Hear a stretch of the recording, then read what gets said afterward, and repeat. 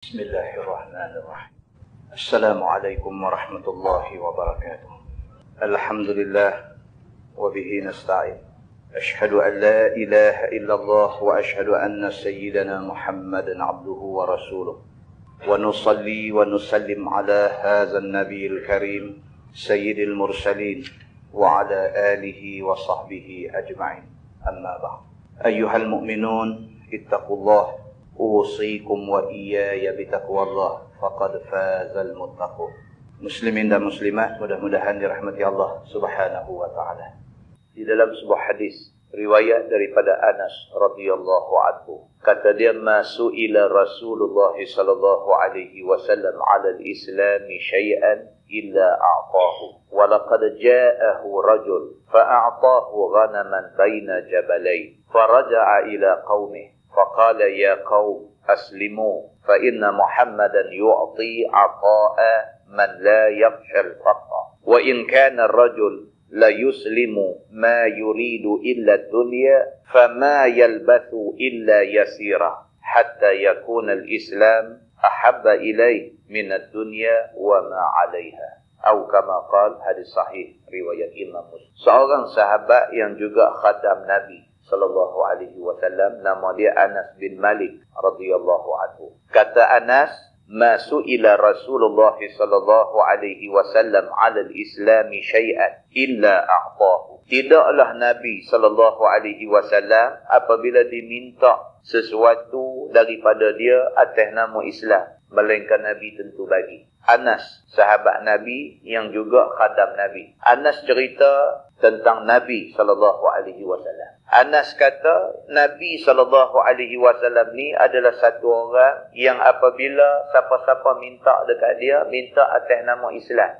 illa a'tahu, Nabi tentu bagi. Kalau orang minta duit untuk Islam, Nabi tentu bagi. Kalau orang minta sumbangan untuk Islam, Nabi tentu bagi. Nabi sallallahu alaihi wasallam adalah satu orang manusia yang apabila siapa-siapa minta dekat dia sesuatu atas nama Islam, Nabi tentu bagi. Kata Anas, laqad ja'ahu rajul fa'a'tahu ghanaman baina jabalain. Anas bin Malik kata, bahkan pernah jadi sekali satu orang laki-laki, dia ni ketua kaum. Laki-laki ni dia satu orang ketua kaum. Dia mai jumpa Nabi sallallahu alaihi wasallam, dia minta sesuatu daripada Nabi. Fa'a'tahu ghanaman baina jabalain. Nabi bagi ke dia kambing penuh satu lembah. Satu kawasan lembah penuh dengan kambing. Semua tu Nabi bagi ke dia. Faraja'a ila qaumih.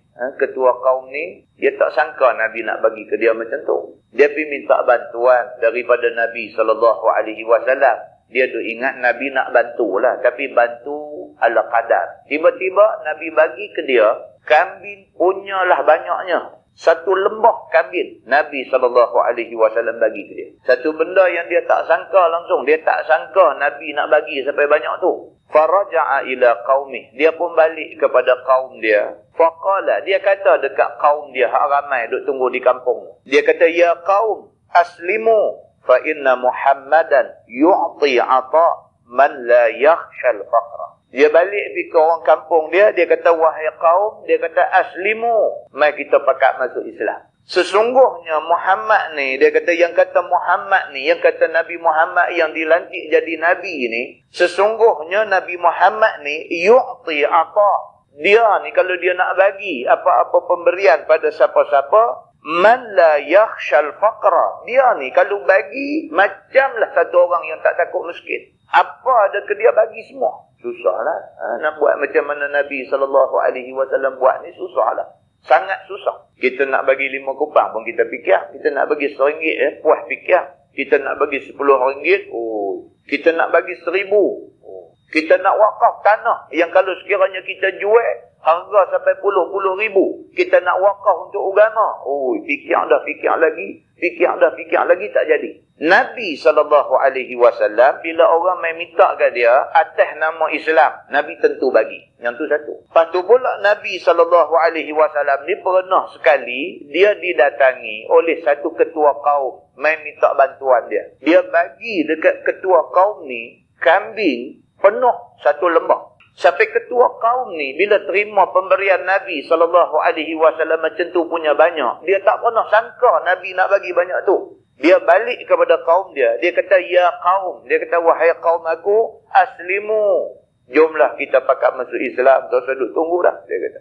Fa inna Muhammadan. Kerana sesungguhnya Muhammad ni, yu'ti ata.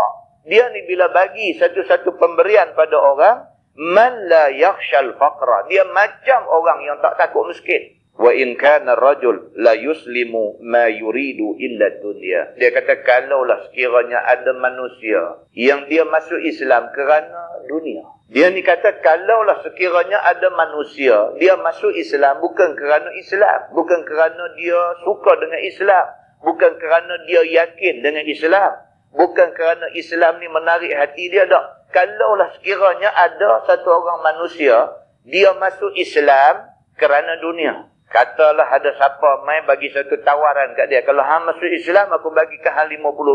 Maka dia masuk Islam. Dia masuk Islam ni kerana dunia. Dia kata kalau sekiranya ada satu orang manusia, dia masuk Islam kerana dia nak kepada dunia. Fama yalbathu illa yasira. Dia kata tak lama lepas dia masuk Islam itu, hatta yakunal Islam ahabba ilaih minad dunya wa ma 'alaiha. Dia akan dapati Islam adalah agama yang paling dia suka. Kalau sekiranya dia mula-mula masuk Islam kerana dunia, tapi bila dia masuk Islam, dia mengaji tentang Islam, dia reti Islam, dia kenal Islam, Islam akan jadi satu benda yang paling dia sayang daripada segala isi dunia ada. Muslimin dan muslimat yang dirahmati Allah sekalian. Ni Islam.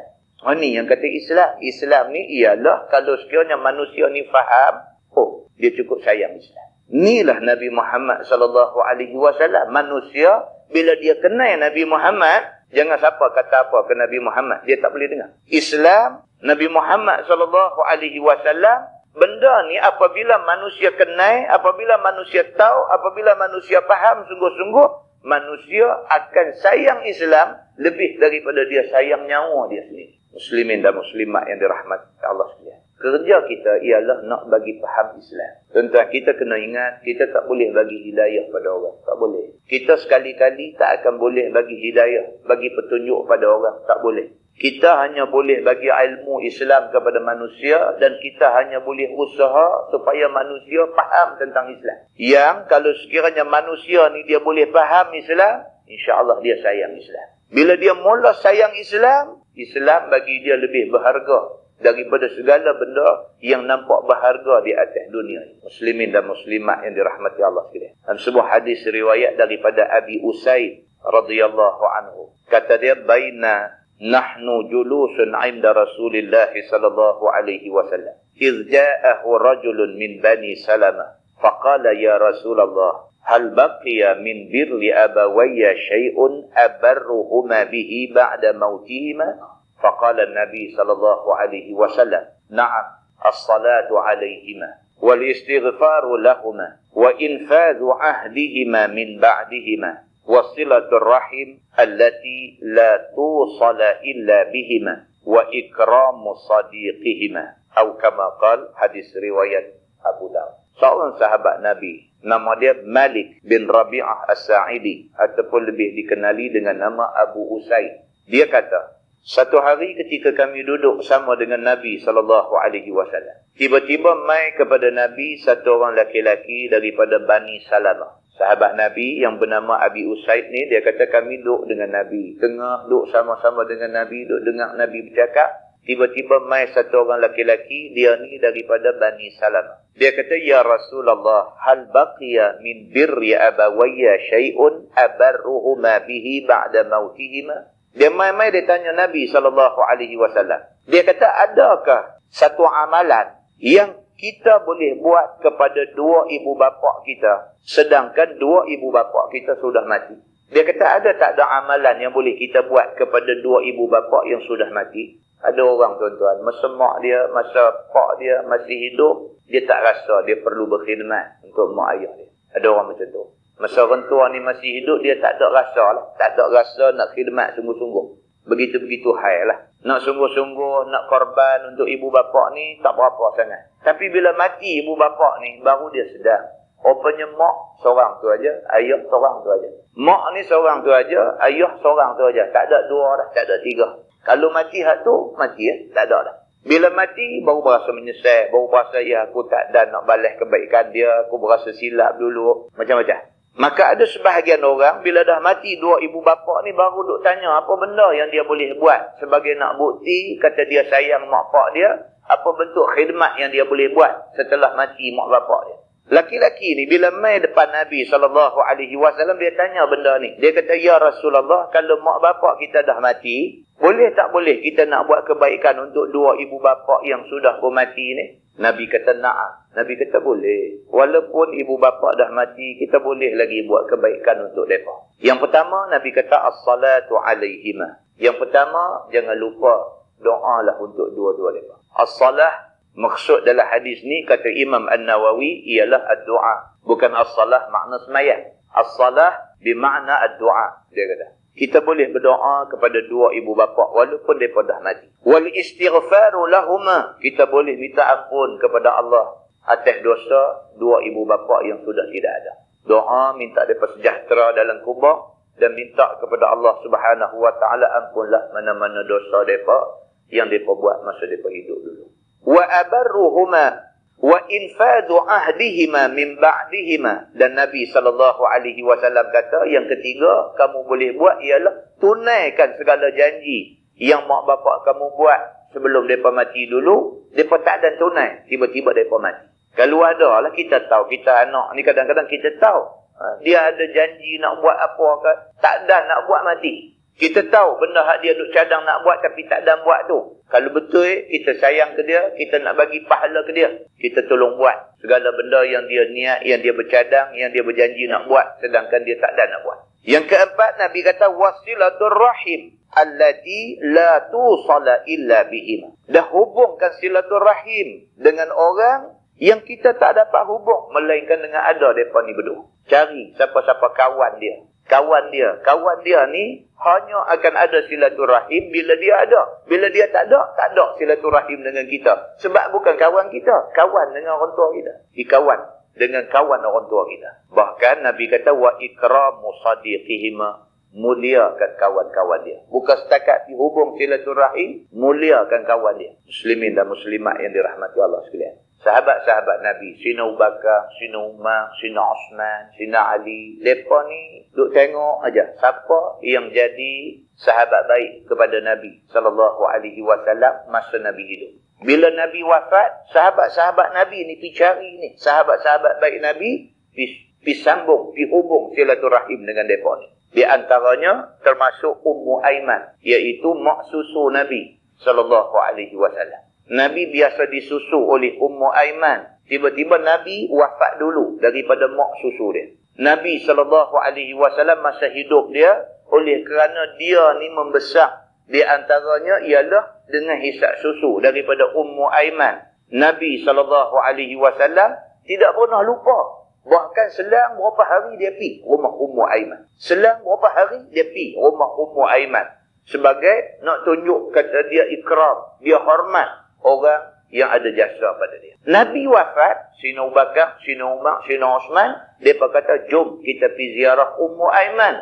Kerana ini adalah orang yang Nabi tidak pernah lupa ziarah dia sampai Nabi wafat. Dia pergi rumah Ummu Aiman. Bahkan anak kepada Sayyidina Umar Al-Khattab, Abdullah bin Umar bin Al-Khattab, anak Sayyidina Umar Al-Khattab, satu hari duk naik kenderaan, naik himar. Tiba-tiba jumpa di tengah jalan satu Arab Badui, satu Arabi. Bila dia tengok Badui ni, dia terus turun daripada himar dia, dia pergi dekat Badui ni. Dia tarik Badui ni, panggil naik sekali dengan dia, naik himar sekali dengan dia. Lepas tu dia rongkai serban dia, bagi Badui ni pakai serban dia. Sehingga ke sahabat dia pula kata dekat dia, ya bin Umar, wahai Abdullah bin Umar, kamu buat baik kepada satu Badui. Badui ni orang tak pernah buat baik kat mereka ni. Mereka ni kalau kita buat baik sikit pun, mereka rasa besar sangat dah. Pasal mereka adalah satu kumpulan manusia yang orang tak hormat. Tuan pernah dengar nama orang Kurdi, Kurdistan. Kurdi nu duk sempadan Iraq dengan Iran nu. Ada satu kumpulan, dia panggil orang Kurdi. Orang Kurdi ni punya hina pada mata orang-orang Iraq. Kalau sekiranya dia pergi pegang gelas ni, dia pegang gelas ni, minum gelas dia pegang tu, dia kata pecah. Dia tak minum dah. Ni orang Kurdi ni, berapa banyak Saddam Hussein bunuh orang Kurdi di sempadan negeri dia. Taklah bila Saddam Hussein bergaduh dengan Amerika, kita sokonglah Saddam Hussein. Pasal apa? Korang-korang Saddam Hussein nak makan bismillah juga. Tapi Saddam Hussein bunuh orang Kurdi di sempadan negeri dia, kita tak boleh sokong. Hak baik dia buat, baiklah. Kalau hak tak baik dia buat, takkan nak kira baik juga. Tak baik, tak baiklah. Saddam Hussein bunuh berapa ramai orang Kurdi di sempadan negeri dia. Orang Kurdi ni, dia kalau sekiranya dia singgah, orang Kurdi ni, kalau sekiranya dia singgah di kedai nak minum, bekas dia minum tu buat pada tanah liat. Ni, bekas kaca ni dia tak boleh sentuh. Dia sentuh, dia bakal katak pecah. Dia minum bekas tanah liat aja. Ni orang Kurdi ni. Ada lagi. Sampai hari ni ada orang Kurdi di sempadan Iraq. Ada lagi. Demikian manusia tidak adil di dalam menilai manusia lain. Zaman dulu, puak Badui. Mereka ni Arab dusun, Arab pedalaman. Duduk tengah darat sana, hidup pun tak ada rumah. Pindah randah. Musim kawasan tu ada air, mereka duduk kering, mereka pindah pergi cari tempat ada air lain pula. Mereka kumpulan yang hidup pindah randah. Tak ada siapa pernah pandang mereka dengan pandang hormat. Tak ada siapa pernah sanjung mereka. Tak ada siapa pernah angkat mereka. Tak pernah siapa cuba nak bagi maruah kepada mereka dalam hidup. Orang Badui mula mendapat penghormatan apabila Islam mai. Islam bagi penghormatan kepada Badui. Islam tak kira hang daripada suku apa, bangsa apa. Manusia dihormati oleh agama Islam. Anak Sayyidina Umar Al-Khattab jumpa Badui tengah jalan. Dia tengok Badui ni, dia turun pergi, dia sambut, dia salam. Dia panggil, ajak naik himar dia, buka serban, bagi kawan ni pakai serban dia, sehinggakan perbuatan Abdullah bin Umar bin Al-Khattab ini menyebabkan kawan dia hak lain kata ke dia, apalah hang ni, hidup hormat Badui ni lebih-lebih sangat. Depa ni jenis orang yang tak dihormati oleh masyarakat. Kalau hang buat baik kat depa, hang tegur depa pun kira dah cukup baik dah. Apa jawab Abdullah bin Umar bin Al-Khattab? Dia kata sesungguhnya pak dia ni dulu kawan pak aku. Bukan dia ni kawan pak aku. Pak dia kawan pak aku. Pak dia kawan dengan Umar Al-Khattab, pak aku. Maka aku wajar memuliakan dia. Kerana pak dia kawan pak aku. Nabi SAW suruh kita menyambung silaturahim dengan orang yang ada kaitan dengan pak kita. Muslimin dan muslimat yang dirahmati Allah. Kalau orang Islam semua macam tu, cantik Islam. Kalau orang Islam ni menghayati hadis Nabi SAW dalam soal akhlak ni. Kalau umat Islam menghayati hadis Nabi dalam soal akhlak ni, Islam ni orang sanjung tinggi. Jadi macam hadis yang kita baca tadi. Ketua kaum tu, dia bila mai jumpa Nabi, Nabi tunjuk akhlak yang begitu hebat dekat dia, dia terus balik. Dia terus balik jumpa kaum dia, ya kaum, dia kata aslimu, wahai kaum aku, jom masuk Islam. Dia kata. Kerana Muhammad ni manusia yang apabila dia bagi pertolongan dekat satu orang, dia seolah-olah tak takut miskin. Bahkan, siapa yang masuk Islam kerana kebendaan, lepas dia kenal Islam, dia akan sayang Islam lebih daripada dunia dan isi. Muslimin dan muslimat yang dirahmati Allah sekalian, mudah-mudahan mukadimah itu memberi manfaat kepada kita semua insya-Allah.